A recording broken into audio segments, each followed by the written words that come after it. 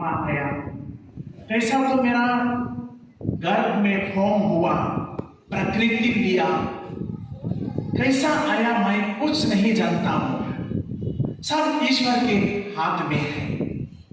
इतना विश्वासी मां। और हम जानते हैं बुक ऑफ इक्लेसियास्टिकस चैप्टर 3 में दिया गया है, हर चीज जो इस दुनिया में है सभी का टाइम टेबल है। हर चीज को ईश्वर ने बनाया है और हर चीज को ईश्वर को मालूम है। ऐसा कुछ चीज दुनिया में नहीं है जो ईश्वर नहीं जानता है। कब हम जन्म लिए हैं, कब मर जाएंगे, सब ईश्वर के हाथ में है।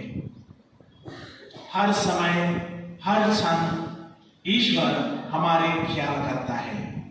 मेरे प्यारे भाइयों बहनों, हम लोग इस दुनिया में इंसान होकर के जन्म लिए हैं और जब हम जिंदा हैं तो यीशु का नाम में बपतिस्मा लिए हैं और हम सही ढंग से जीने के लिए कोशिश करते हैं और कब हम मर जाएंगे किसी को मालूम नहीं।